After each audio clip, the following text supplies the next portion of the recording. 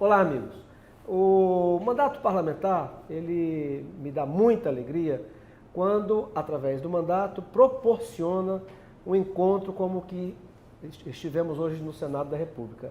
Eu estou aqui ao lado de duas pessoas que eu já tinha profunda admiração pela capacidade e pela coragem de ir na contramão de uma ideia que, embora não tenha sido em momento algum provada, mas que tomou conta do mundo e hoje é como uma opressão a qualquer pessoa que ouse discordar. E qual é a ideia que tomou conta do Brasil, do mundo, sem ser verdadeira? É que o homem, a ação humana, temos capacidade, somos nós que alteramos o clima no planeta.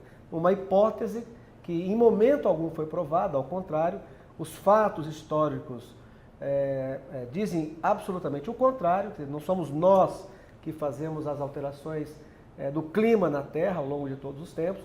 E hoje, contrariando esse movimento que praticamente nunca dá lugar ao contraditório, hoje nós tivemos essa oportunidade. Então, para mim foi um privilégio e uma honra. Eu queria passar para as considerações do professor Molion e também do Ricardo, que fizeram hoje aqui no Senado uma palestra. Eu tenho certeza que não só os presentes, mas aqueles que assistiram pela TV Senado, com certeza absoluta, muitos passaram a ter elementos suficientes para parar um pouco e pensar que as coisas não são assim como a ONU e o Instituto de Mudanças Climáticas da ONU faz com que a gente acredite por aí afora. Professor. Não, para nós foi uma satisfação realmente participar, eu já falo por mim, né, e ter essa oportunidade que realmente esse assunto não é trazido, como você disse, domina sempre essa ideia de que o homem emitindo gás carbônico através da queima de combustíveis fósseis, como petróleo, carvão e gás natural, ele está aumentando a temperatura do planeta e todas aquelas catástrofes que vão vir, aumento de furacão, de tornados, subida do nível do mar, aumento de doenças, enfim, tem uma lista interminável do que seria o tal do aquecimento global, os efeitos desse aquecimento global. Na realidade, não existe aquecimento global, existe uma variabilidade natural, conforme a gente pode ver nos dados. É bem verdade que não temos muitos dados, né? O planeta tem 4,6 bilhões de anos de existência, confiáveis mais ou menos, talvez uns 100 anos, 150 anos de dados, e isso muito concentrado nos países envolvidos, particularmente na Europa, né? Porque no Brasil são raros, embora a gente tenha, durante o período do Denox, por exemplo, tem séries de mais de 100 anos de chuva no Nordeste brasileiro, mas por questão da seca em si. Mas é muito raro você ter séries longas. E para estudar clima, você precisa ter séries longas. Então, o que a gente observa com essas séries longas é que, na realidade, a variabilidade é natural. Ou seja, já aqueceu antes, já esfriou, já voltou a aquecer e vai esfriar de novo. E isso existe alguns ciclos que a gente não sabe exatamente bem, são complexos, né? Que passa até do sistema solar se deslocando na Via Láctea, na nossa galáxia, né? Numa espiral que eventualmente ele vai cair dentro desse buraco negro que existe no centro da galáxia. Então, quando o sistema solar passa por uma região que tem muito matéria cósmica, fica mais matéria entre o Sol e a Terra esfria e pode virar até tem uma teoria aí chamada snowball, né, da bola de neve. Quando ele passa por uma região que tem menos matéria, aquece demais, então fica superaquecido, 6, 7, 10 graus acima do que está hoje. Então você tem ideia da complexidade, desde o fato de que estamos rodando nessa galáxia, até embaixo, a produção das plantas, por exemplo, a fotossíntese do CO2, o clima passa a ser muito complexo, né? Demais. Então, você tem muitos fatores, e dos fatores que eu diria que são mais fundamentais, certamente, é o Sol, a atividade solar. Quando a atividade solar está alta, né, isso tem um reflexo no planeta, como a gente pode ver no aquecimento que houve entre 1916 em 1945, que diga-se de passagem, nas séries de temperatura dos Estados Unidos, dos 10 anos mais quentes, dentre esses 10 anos, 4 deles foram na década de 30. A famosa era do chamado Dust Bowl, né? A travessa de areia. Em 1934 até hoje não foi batido. Continua sendo. Então, você se pergunta, se o CO2 é responsável, né? Por que já aconteceram temperaturas mais elevadas antes, quando o CO2 era baixo, né? Passa também pelo problema da cobertura de nuvens, porque da maneira como a cobertura de nuvens era observada numa estação meteorológica normal, o observador vai, olha assim e diz, temos 50% de nuvem. Só que a visão dele é pequena. Infelizmente, dados de satélites estão operacionais só nos últimos 40 anos. Eles entraram operacionais em 1979. 40 anos não é nada para você estudar clima. No entanto, esses dados, ainda poucos, que sejam poucos, eles nos ajudam, por exemplo, a mostrar que houve um decréscimo da cobertura de nuvens entre 1983, que foi quando eles começaram a análise, até o ano 1999-2000. E aumentou a entrada da radiação solar, aqueceu os oceanos e aqueceu o planeta. Depois que as nuvens se estabilizaram, a temperatura nos últimos 20 anos permanece normal.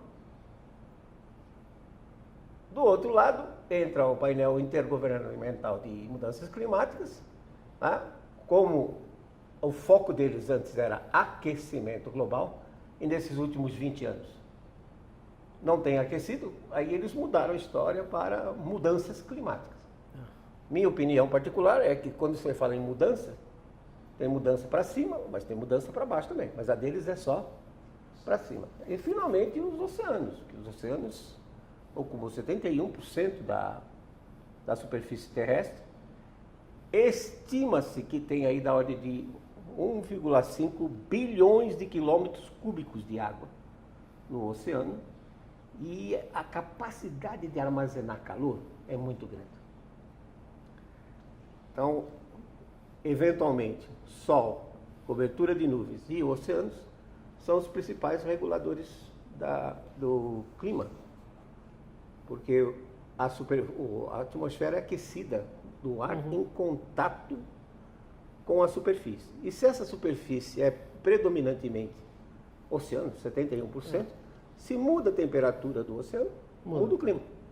Ou seja, mudanças climáticas têm, mas não provocadas pelo homem. Pois é, sempre existiram. Sempre existiram. Aliás, a gente deixa sempre isso muito claro, que nós nunca negamos que houve um aquecimento ao longo do século XX. A diferença fundamental é que o IPCC diz que está sendo provocado pelo homem, emitindo um gás que hoje a constituição dele, a concentração dele na atmosfera, é 0,04%. Quer dizer, para cada molécula de CO2, tem 2.500 moléculas de nitrogênio, oxigênio, argônio, né, que são os gases que constituem a nossa atmosfera. Então, realmente, o Sol e a cobertura de nuvens e os oceanos é que controlam o clima. O CO2 não tem papel absolutamente nenhum. E esse tal do efeito estufa, que é, vamos dizer assim, o astro, né, é o argumento principal deles, na realidade ele precisa ser revisado, porque é uma ideia que já vem há quase 200 anos, já foi mostrado há 100 anos atrás que não era adequado, que o conceito é falso, mas por interesses continuam usando a mesma definição, aquela história de que entra a radiação do Sol, aquece a superfície emite radiação infravermelha e gases como o CO2 absorveriam a radiação e reemitiriam em direção à superfície.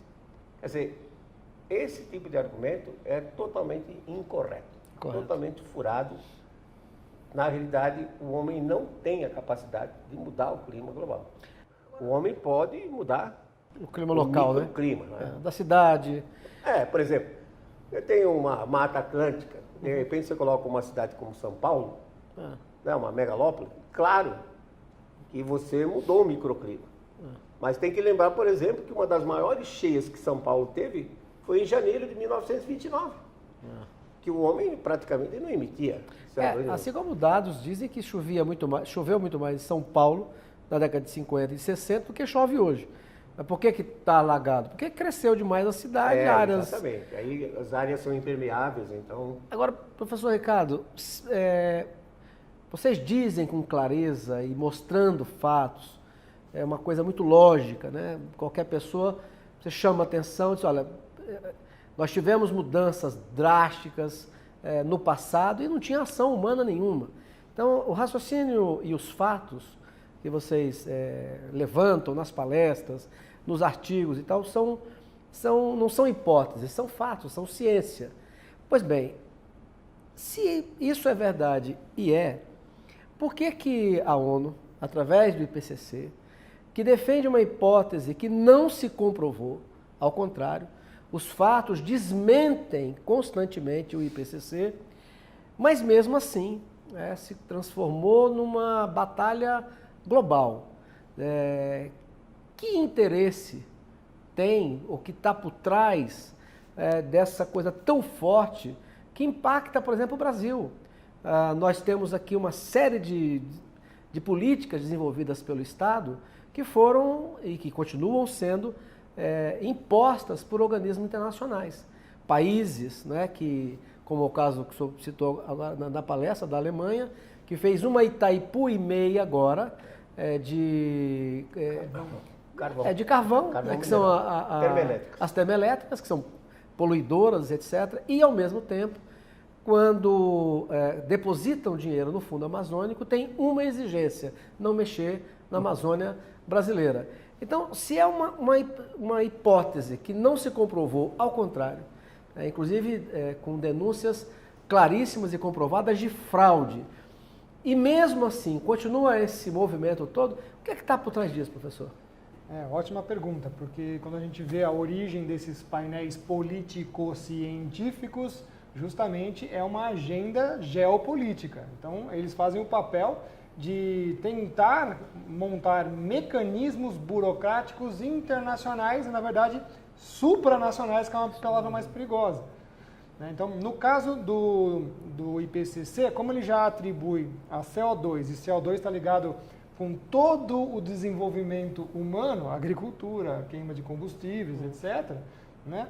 É um passo muito bem engendrado e extremamente estratégico você pegar essas bases que fazem parte de toda a sociedade, principalmente a sociedade moderna.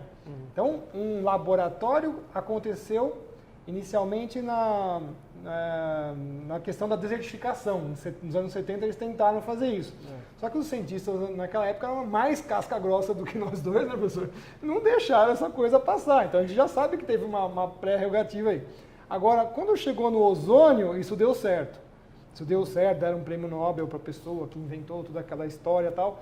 Mas quando você vai atrás da literatura científica, nunca se apresentou qualquer evidência que provasse que as moléculas dos gases refrigerantes faziam qualquer coisa com o ozônio. Nunca se apresentou aquilo. E hoje, quais são as consequências disso? É uma burocracia que se instaurou, inclusive o Brasil tem o xerife da camada de ozônio, que eu gosto de dizer, né? Uma coisa que não existe, mas nós temos um xerife. É o cara que mantém o Brasil na linha, em frente ao protocolo de Montreal e agora, né, os novos protocolos que estão extinguindo definitivamente os gases refrigerantes. Então, veja só, se eles conseguirem colocar, agora ainda por uma soft law, né, que é uma lei branca, que já está sendo preparada para ser uma lei hard, pesada, certo? Você vai montar um esquema internacional de monitoramento e, portanto, vai trabalhar o CO2 como se fosse o urânio, que é feito hoje na Agência Atômica Internacional. Você não pode, né? Você tem que colocar 1 kg de urânio aqui, tem que sair 1 kg de urânio ali, né? Você faz o enriquecimento e tudo mais, eles controlam tudo. Imagina chegar a esse ponto aqui no Brasil. E o terreno já está preparado. Por que o terreno já está preparado? Porque nós já, nos últimos 15 anos, viemos fazendo o quê? Inventários de carbono. Quer dizer, a ONU já está sabendo do Brasil a estratégia do nosso país, aonde estão as fontes de produção, fábricas, agricultura, tudo, eles já sabem tudo. Então nós mesmos já fizemos o trabalho, vamos dizer assim, sujo para eles. Quando se formar essa comissão internacional que vai ser o ICCC, simplesmente já vai estar tudo pronto. A infraestrutura dessa organização já está pronta para implementar o quê? Exatamente sanções. Então as primeiras sanções que nós já estamos sofrendo essas ameaças, né? Não vamos comprar produtos, né? Já é uma ideia do que vai acontecer. As primeiras sanções vão ser políticas, as segundas sanções são econômicas e as terceiras, sim, serão militares. Tá? Eles vão ter esse poder, porque vão mandar os boinas azuis lá, porque vocês não estão controlando. Então, a gente está alertando, isso já não é de agora, o professor Molhão já está há 30 anos, tem outros cientistas ambientais, né, o pessoal do meio ambiente de verdade, né, que já alerta isso há mais de 50. Né? Então, nós estamos só retomando essa questão, ela é muito plástica, então ela só se amoldou numa outra figura, mas ela está completamente presente no discurso de hoje, que é o CO2. Quer dizer, a tentativa, no fundo, é de organismos internacionais dominarem o planeta, né? Agora, uma última curiosidade. Vocês navegam na contramão do politicamente correto, né? Qualquer pessoa hoje, você pegar o microfone e dizer para ela algumas perguntas, ela vai ligar no piloto automático e vai dizer que não pode desflorestar, que o homem aquece o planeta, enfim. Então, isso é um movimento muito forte. Eu percebo isso por onde ando e acho que vocês mais até do que eu. Sofreram algum tipo de perseguição, algum tipo de retaliação por navegar contra esse politicamente correto que domina o país e até o mundo? Sob o ponto de vista científico, a gente sofre, né? Porque você coloca um projeto pedindo recursos para trabalhar, cai na mão de um indivíduo que não gosta da gente, então ele corta fora. Você escreve um artigo relevante, manda para publicação. Se cair na mão de quem não gosta, nunca vai ser publicado. Então, sob o ponto de vista acadêmico, a gente é perseguido, não tem dinheiro para trabalhar e tem esse problema da publicação. Agora, normalmente, também uma das coisas mais comuns é tentar denigrir a imagem da gente como cidadão, né? E tem sofrido isso ao longo desses 30 anos, mas, como eu disse, eu sou um cara bastante flexível. Se alguém chegar com argumentos corretos, eu mudo a minha cabeça. Já mudei uma vez, mudo de novo. Mas são 30 anos que ninguém conseguiu mudar. Mas eu sou flexível. Mas tem sofrido, né? A gente tem, infelizmente, é isso aí, porque eles são a maioria. Professor Ricardo. A mesma coisa, né? No meu caso, então, que eu ainda era um jovem cientista, eu fazia pesquisa com o meu próprio salário. Então, eu tinha que pegar dinheiro meu para fazer as coisas, comprar equipamento, fazer experimentos e tudo mais. Todos os tipos de publicação. O professor Molhão falou corretamente. Eu pus um artigo que nem tinha nada a ver com o assunto, era sobre a Antártida. Ficou 3 anos aguardando, ficou quase 3 anos aguardando a resposta, e a resposta foi simplesmente que estava muito grande, não podia ser colocado. Bom, isso eu podia ter falado. 3 anos. O professor Richard Lindsay, do MIT, ele já falou que já começou a acontecer com ele também nos Estados Unidos. Então, ele foi obrigado a publicar o artigo numa revista da Coreia do Sul. Mas já começa isso. Então, você submete um artigo, na USP também fiz um outro artigo, também ficou isso. Eles mandam, olha, corrija esse negócio aqui, aí volta, né?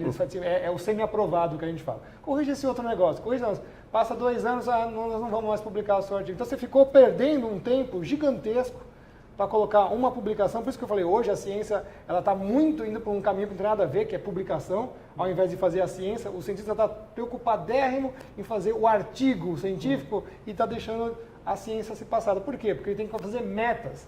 Ora, ciência não é fábrica, certo? A ciência não tem produção científica. Quem tem produção é fábrica. O cientista ele tem que ter todo o seu tempo de maturação, de fazer pesquisa. Em clima ainda é muito pior, porque se você quer fazer alguma comparação de qualquer coisa, tem que passar no mínimo 1 ano. Você comparar aquele ano corrente com alguma outra coisa que você tem. No meu caso, nos ciclones da Antártica, eu pegava períodos. Então tem que acabar o período, não tem jeito. Analisar 1.400 imagens. Então não tem essa de fabricar artigo toda hora. Mas o pessoal lá tem a vantagem, porque como eles só fazem simulação de computador, é muito fácil. Você desenha lá o seu modelo de computador, aí você muda uma variávelzinho, dá uma outra resposta, aí eu publico um artigo. Aí ele põe lá, em vez de 1, agora ele põe 2. Sai uma outra resposta, publica outro artigo. Isso é chamada ciência salame. Certo? Porque o cara faz 15, 20, 30 artigos por mês, mas é a mesma coisa, na verdade. E é fantasia, né? Quer dizer, na verdade, o dinheiro público, quando vem, ele vem para bancar pesquisa e estudos que atestem a visão corrente de que o homem é o responsável por aquecer o planeta. Né? Exatamente. Ideias científicas comprovadas, de profissionais respeitados que vão em outra direção, sofrem esse boicote. Né? Exatamente. Mas é isso, quero agradecer mais uma vez para nós, para mim em particular, que sou acriano, senador pelo estado do Acre, que enfrentei 20 anos com milhares de outras pessoas, um sistema, a terra da Marina Silva, que foi uma das maiores defensoras, junto com Tião Viana, Jorge Viana, o grande mentor dos 20 anos de poder no Acre, e que tiveram todas as oportunidades de testar um modelo que eles diziam chamado florestania, que era basicamente você não transformar, não mudar o meio ambiente, mesmo assim eles iam conseguir gerar riqueza e renda, e o resultado de 20 anos no Acre é que nós ficamos mais pobres, mais violentos, mas eu sei também o que é um pouco enfrentar um paredão como aquilo que eu e outros tantos colegas enfrentamos durante 20 anos no estado do Acre. Muito obrigado pela presença. E aqui já, mais uma vez, publicamente convidar que vocês compareçam ao Acre para dar também a oportunidade, que muitos tiveram aqui hoje, para dar lá no Acre, lá para várias pessoas, a oportunidade de ouvi-los pessoalmente, poder perguntar, que vai ser muito rico. Muito obrigado. Obrigado.